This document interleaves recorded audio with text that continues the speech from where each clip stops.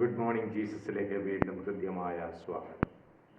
ബുദ്ധിയില്ലാത്ത ആരാധനക്കാരോ എന്ന പരമ്പരയാണല്ലോ കഴിഞ്ഞ ചില ആഴ്ചകളായി നാം ചിന്തിച്ചു കൊണ്ടിരിക്കുന്നത്.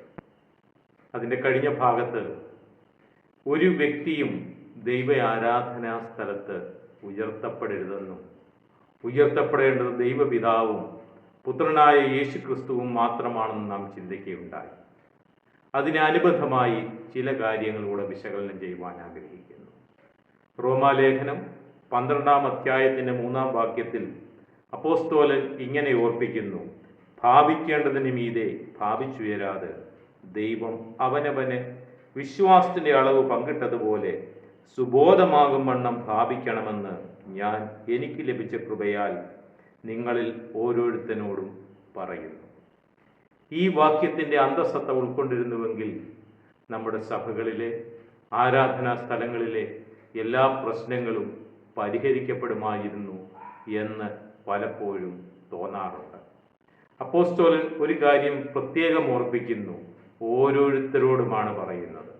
ഒരു വ്യത്യാസവും കൂടാതെ എല്ലാ ആരാധനക്കാരോടും പറയുന്ന ഒരു കാര്യമാണ്: ഒരാളും ഭാവിക്കേണ്ടതിന് മീതെ ഭാവിച്ച് ഉയരരുത് എന്നുള്ളത്.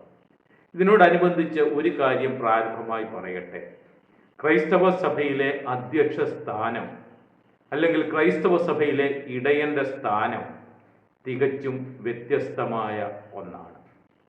സ്നേഹത്തിൻ്റെ ആത്മാവിൽ എല്ലാവരെയും ഒന്നിപ്പിച്ച് എല്ലാവരെയും ശുശ്രൂഷയുടെ ഭാഗമാക്കുന്നതാണ് യഥാർത്ഥത്തിൽ ഒരു ക്രൈസ്തവ സഭയിലെ അധ്യക്ഷൻ ചെയ്യേണ്ടത്. അല്ലാതെ ഒരു ഏകാധിപതിയുടെ റോളോ ഒരു സ്കൂൾ ഹെഡ് മാസ്റ്ററുടെ റോളോ ഒന്നുമല്ല അവർക്കുണ്ടാകേണ്ടത്. ഇടയനും അതുപോലെ തന്നെ സ്വന്തം ജീവൻ പോലും ആടുകൾക്ക് വേണ്ടി കൊടുക്കുവാൻ തയ്യാറുള്ളത്ര അർപ്പണബോധമുള്ള ഒരു വ്യക്തിയാണ് ക്രൈസ്തവ ഇടയൻ. അല്ലാതെ ആടുകൾക്ക് എന്തെങ്കിലും ഭക്ഷണം കൊടുത്തിട്ട് അവരുടെ നന്മകളെല്ലാം കവർന്നെടുക്കുന്ന ഒരു വ്യക്തിയെ ഒരിക്കലും ഇടയനായിട്ട് ബൈബിൾ ചൂണ്ടിക്കാണിക്കുന്നില്ല. ഇനി നമുക്ക് ഈ ഭാവിക്കേണ്ടതിന് മീതെ ഭാവിച്ചുയരുക എന്നുള്ളതിനെ പറ്റി ഒന്ന് വിശകലനം ചെയ്യാം. യഥാർത്ഥത്തിൽ അതിൻ്റെ അർത്ഥം നിഗളം എന്ന് തന്നെയാണ്. ദൂതന്മാരുടെ വീഴ്ചയുടെ കാലം മുതൽ എപ്പോഴും ദൈവത്തെ സത്യമായി ആരാധിക്കുന്ന ഓരോ രംഗത്തും അതിനെ എതിർക്കുന്ന ഒരു പൈശാചിക ശക്തി, ഒരു പാപത്തിൻ്റെ ശക്തിയാണ് നിഗളം. ആ നിഗളം ഒഴിവാക്കിയെങ്കിൽ മാത്രമേ നമ്മുടെ ദൈവാരാധന അതിൻ്റെ പൂർണ്ണ രൂപത്തിൽ ദൈവത്തിന് പ്രസാദകരമായി നമുക്ക് കഴിക്കുവാൻ സാധിക്കുകയുള്ളൂ. ഭാവിക്കേണ്ടതിന് മീതെ ഭാവിച്ചുയരുന്നതിൻ്റെ ഒരു 3 വ്യത്യസ്ത മേഖലകൾ ഒന്ന് സൂചിപ്പിക്കട്ടെ. ഒന്നാമത്, ദൈവസന്നിധിയിൽ ഞാൻ എന്ന ഭാവം ഉയരുന്നത്. ദൈവസന്നിധിയിൽ ഞാൻ എന്ന ഭാവം പലപ്പോഴും ഉയർത്തുന്നത് സഭയുടെ ശുശ്രൂഷകന്മാരും സഭയിലെ പ്രധാന വ്യക്തികളും തന്നെയാണ്.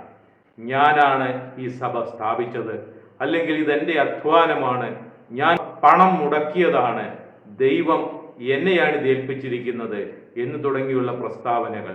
വേണ്ടവർ ആരാധിച്ചിട്ട് പോവുക, ഇവിടെ ഞാൻ പറയുന്നതേ നടക്കുകയുള്ളൂ എന്ന മട്ടിലുള്ള ഒരുപാട് പ്രസ്താവനകളും ആ രീതിയിൽ പ്രവർത്തിക്കുന്ന വ്യക്തികളുമുണ്ട്. ഇത് യഥാർത്ഥ ദൈവാരാധനയ്ക്ക് പകരം സഭയിൽ ഭിന്നതയും വ്യക്തി താല്പര്യങ്ങളും ഒക്കെ ഉയർത്തുന്ന സാഹചര്യങ്ങൾ ഉണ്ടാകുന്നു. ഭാവിക്കേണ്ടതിന് മീതെ ഭാവിച്ചുയരുന്ന മറ്റൊരു മേഖലയാണ്: ഞാനത്ര വലിയവനൊന്നുമല്ല, ഞാൻ എളിയവനാണ്, പക്ഷേ എൻ്റെ ശുശ്രൂഷ ഏറ്റവും മഹത്തരമാണ് എന്ന ഭാവം. ഇത് നമ്മൾ സാധാരണ കാണാറുണ്ട്. ഇങ്ങനെയുള്ളവർ ഒരിക്കലും മറ്റുള്ളവരുടെ ശുശ്രൂഷയ്ക്കുള്ള അവസരത്തെ പറ്റിയോ സമയത്തെ പറ്റിയോ ഒന്നും അവർക്ക് യാതൊരു ബോധവുമില്ല. തങ്ങളുടെ ശുശ്രൂഷ വിജയിക്കണം, തങ്ങളുടെ പാർട്ട് ഭംഗിയായി ചെയ്യണം, ബാക്കിയുള്ളതൊന്നും അവർക്ക് പ്രശ്നമല്ല. സാധാരണ കാണുന്ന ചില പ്രവണതകൾ കൂടി ഈ കൂട്ടത്തിൽ പറയട്ടെ. ഗാന ശുശ്രൂഷ ചെയ്യുന്ന പലരെയും കാണാറുണ്ട്. അവർ ആ ശുശ്രൂഷ വളരെ ഭംഗിയായി ചെയ്യും. അതിനുശേഷം ബാക്കിയുള്ള ഒരു ശുശ്രൂഷകളിലും അവർ ഭാഗഭാക്കാകാതെ അതൊക്കെ മറ്റാർക്കോ വേണ്ടിയുള്ളതുപോലെ പെരുമാറുന്നത് കാണാറുണ്ട്. ഇതുപോലെയാണ് വചന ശുശ്രൂഷ ചെയ്യുന്ന ചില വ്യക്തികൾ. അവർ പ്രസംഗിക്കുന്ന സമയത്ത് എല്ലാ വിശ്വാസികളും അവരോട് സഹകരിക്കണം, അവരെ പ്രോത്സാഹിപ്പിക്കണം, സ്തുതിസ്തോത്രങ്ങൾ ഉയർത്തണം. ഇതൊക്കെ അവരുടെ ആഗ്രഹമാണ്. എന്നാൽ ആരാധനയുടെ ബാക്കി സമയം മുഴുവൻ യാതൊരു ചലനവുമില്ലാതെ, അവിടെ നടക്കുന്നതിൽ യാതൊരു പങ്കാളിത്തവുമില്ലാതെ പലപ്പോഴും ഇരിക്കുന്ന വ്യക്തികളായിരിക്കും സ്വന്തം ശുശ്രൂഷയുടെ സമയത്ത് ഇങ്ങനെയൊക്കെ പെരുമാറുന്നത്. ഇതുപോലെ തന്നെയാണ് ചിലർ പ്രാർത്ഥിക്കുമ്പോൾ. അവർ വളരെ ശക്തിയോടെ പ്രാർത്ഥിക്കും. എല്ലാവരും അതിനോട് സഹകരിക്കണമെന്ന് അവർക്ക് ആഗ്രഹമുണ്ട്. പക്ഷേ മറ്റുള്ളവർ പ്രാർത്ഥിക്കുന്ന സമയത്ത് ഇവർ കണ്ണും തുറന്ന് എന്തൊക്കെയോ ലോകത്ത് അവരവരുടേതായ മേഖലകളിൽ വിഹരിക്കുന്നതായി കാണാം. തീർച്ചയായും ഇത് ഭാവിച്ചുയരുന്നതിൻ്റെ മറ്റൊരു മുഖമാണ്. ഇനി മൂന്നാമതൊരു മുഖം കൂടെ പറയട്ടെ. അതായത് മറ്റൊരാളുടെ ശുശ്രൂഷയെ തരം താഴ്ത്തി കാണിക്കുക, അവർക്ക് അവസരം കൊടുക്കാതിരിക്കുക, അവരെ അടിച്ചമർത്തുക. ഇതൊക്കെയും നാം സാധാരണ കാണാറുള്ളതാണ്. മറ്റൊരാളുടെ ശുശ്രൂഷ ജനങ്ങൾ കൂടുതൽ അംഗീകരിക്കുന്നുവെന്ന് കണ്ടാൽ അപ്പോൾ തന്നെ അതിന് തടയിടാൻ ശ്രമിക്കുന്ന എത്ര നേതാക്കന്മാരാണ് നമ്മുടെ ഇടയിലുള്ളത്. തീർച്ചയായിട്ടും ഇതിൻ്റെയൊക്കെ കാരണം ഈ നിഗളമുയരുമ്പോൾ അവർക്ക് സുബോധം നഷ്ടപ്പെടുന്നു എന്നത് തന്നെയാണ്.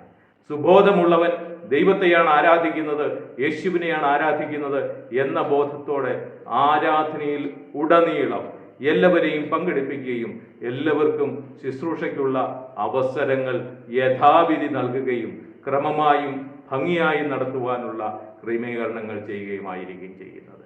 അപ്പോൾ ഓരോ വ്യക്തിയും ഭാവിക്കേണ്ടതിന് മീതെ ഭാവിച്ചുയരാതെ തന്നെത്താൻ താഴ്ത്തി ദൈവസന്നിധിയിൽ ബുദ്ധിയുള്ള ആരാധനക്കാരായി മാറണമെങ്കിൽ അതിനൊരു മനസ്സ് പുതുക്കവും രൂപാന്തരവും ആവശ്യമാണെന്ന് അപ്പോസ്തലൻ ആദ്യമേ തന്നെ ഓർപ്പിച്ചിട്ടുണ്ടല്ലോ.